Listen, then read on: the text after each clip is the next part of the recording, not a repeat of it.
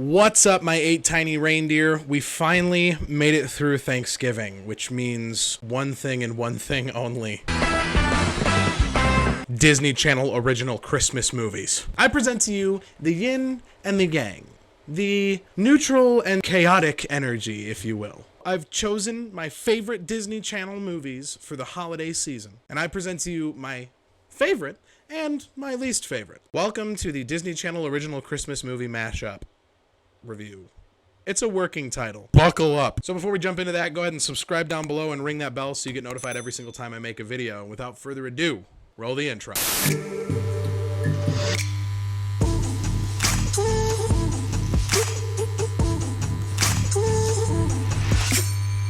Okie dokie. For our first course, we will be taking a look at the ultimate Christmas present. Or as I called it, London Tipton steals a weather machine from Santa with her friend, and they ruin Christmas. Pretty accurate title. It opens up with Santa throwing away this extremely complicated looking Fabergé egg. At this point in the movie, we're not too sure what it does until our, main character Allie finds it with her friend Sam, who is, yes, Brenda Song. What will you give me if I ding dong ditch? Nothing.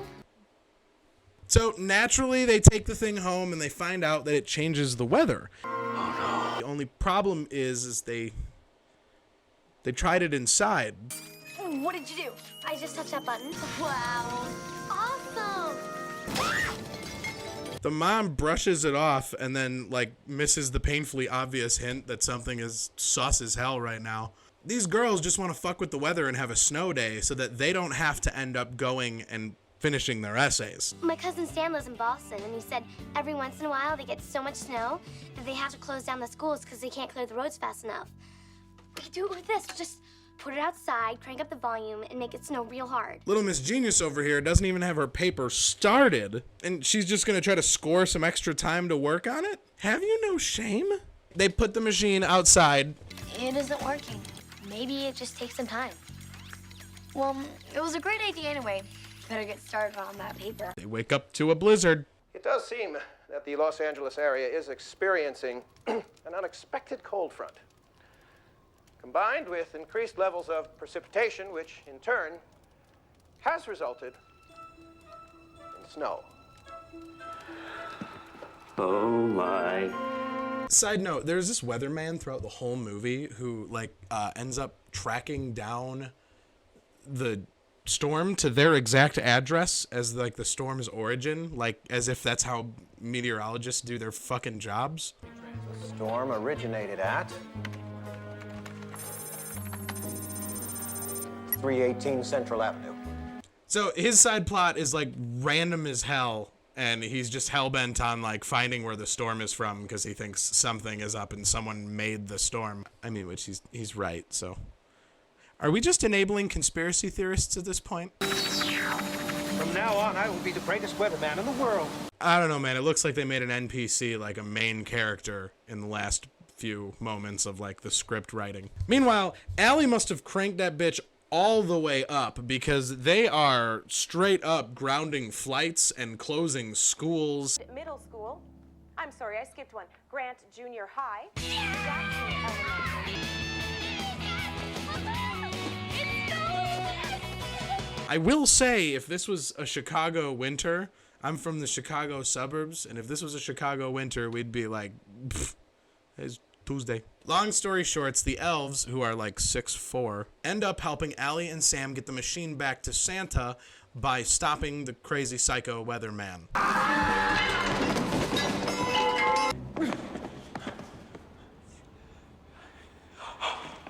Can't I have it? I'm sorry, Edwin, no. In the end, Santa gave him a little something too.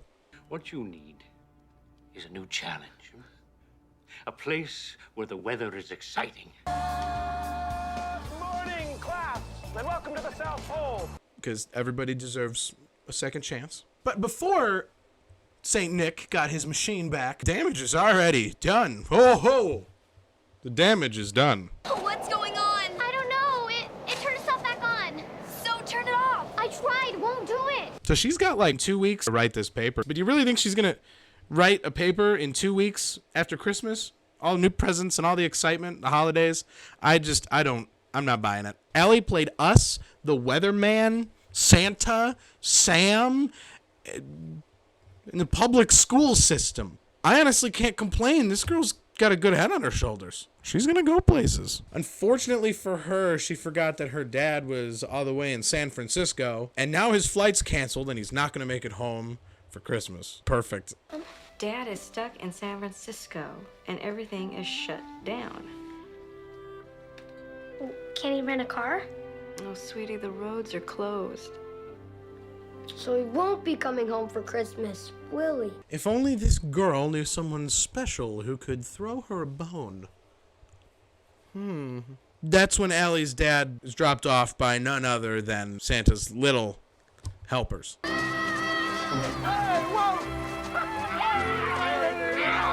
Merry Christmas, buddy! How did you manage to get it right in there? Oh, well, the flights were all booked up, and I was in this never-ending line for a rental car when I met these two guys who said they were going my way. Hey, thanks, guys. Merry Christmas. The movie is your average kids' Christmas movie. Little dry, little slow. A lot of continuity errors. Like a lot. I'm not even going to go into there's so many. The whole movie. The movie is a continuity error. You know, your regular kids' Christmas movie. This is what I like to call Hallmark Light. And much like Hallmark Light, we have what I would dub as Bad Santa Light. And guess what? It stars Brian Cranston. I think it's like Twas the Night. I don't know. Movie titles here. I forgot.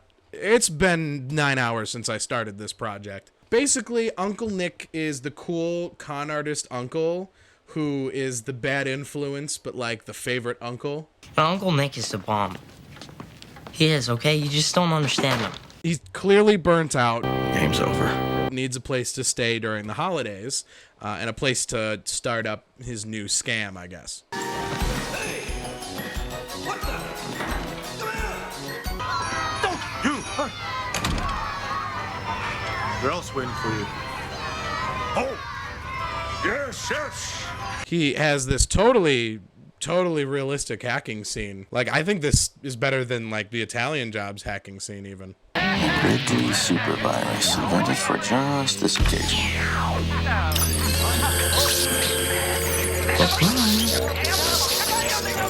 Scramble their hard drive. And every other working computer within 50 miles. Every working computer in 50 miles. That sounds realistic. Anyway, I'm getting sidetracked. Nick comes in, and much like the movie Santa Claus with Tim Allen, they hear a noise on the roof in the middle of the night, and he comes down with his uncle. There's two younger kids, too. They're not as important. I'm kind of just leaving them out of the details here. I don't even know their names. Oh, God. Anyway, they hear a noise on the roof. That was you. Oh, I thought it was you. Or maybe a squirrel? And then all of a sudden, they freeze, and Santa just transports inside all of a sudden. It's like particles.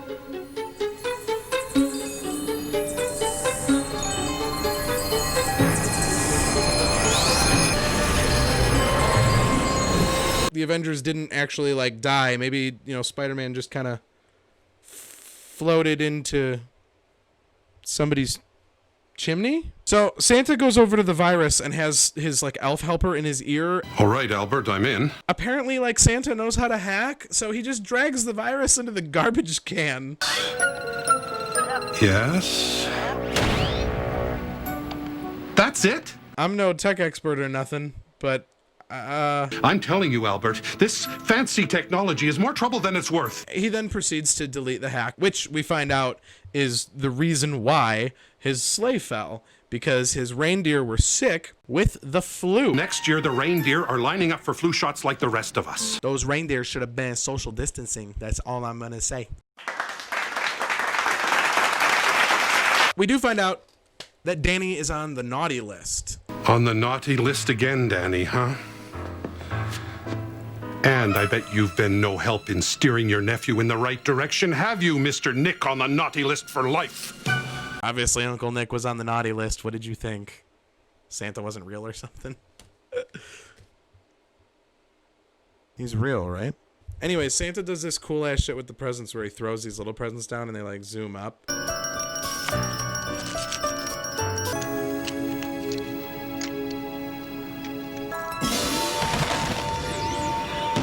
But he then unpauses Nick and Danny on accident, and it's probably like the funniest thing in the whole damn movie. Santa Claus is just trying to make up all these excuses. You're just hallucinating. Yeah, I'm not really. You're dreaming. Yes. Look over there. So as Kris Kringle tries to escape Danny and Nick, he falls and just knocks himself out.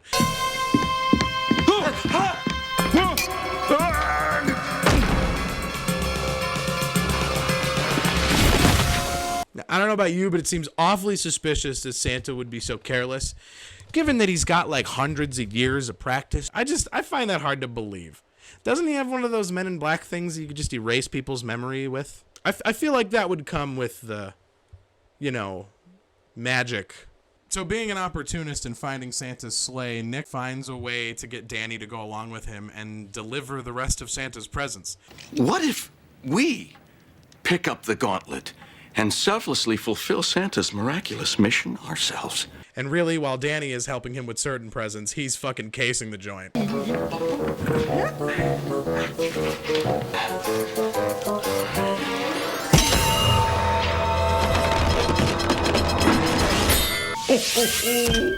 Spreading the wealth. And Danny has no clue. Meanwhile, the kids have moved Santa, and he just wakes up strapped to a chair.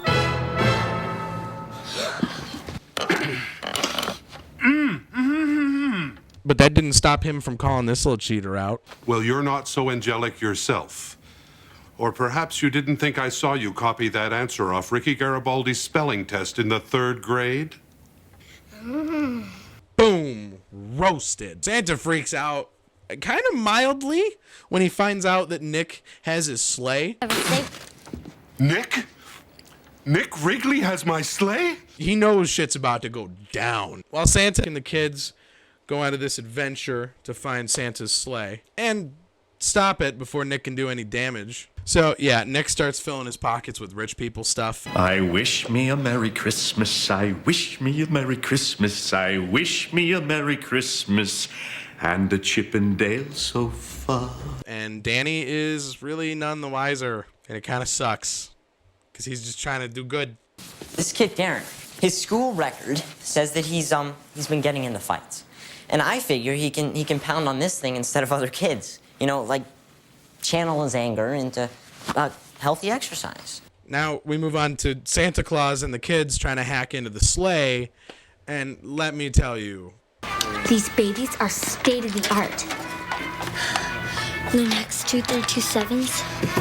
It's the most powerful home computer ever conceived, with a 1.2 terabyte hard drive and 6 gigahertz processor and 512 megs of RAM. Some good acting here. Oh, and Santa gets into a tickle fight with a gang member, and he wins. Come on, you'll take a bunch of what? Come on. Is that for real? Cut that out. I don't care what anybody says. This is like my favorite part of like Disney Channel movies ever. This scene right here. Okay, that ought to do it. Now push the on button and hope. This is Lumax 2327. I am ready. Okay, let's wrangle this sleigh. Sounds like this girl knows her stuff. After multiple attempts at trying to stop the sleigh, they fail. Can't believe I lost them. I had them right in my hands. Aww. But they do end up tracking him down. It just takes a little extra TLC. That is after Danny and Uncle Nick started stealing food from the rich people, giving it to the poor people. But really, Danny was the one doing the food. And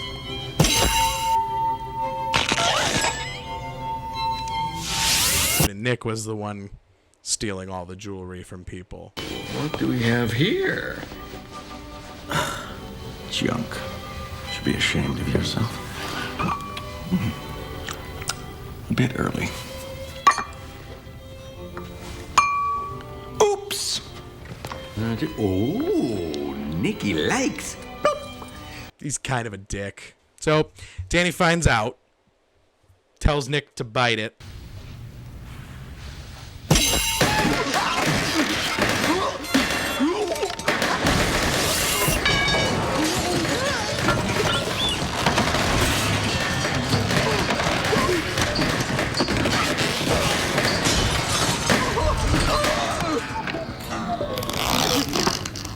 And then the writers used the term hookup way too many times in a row.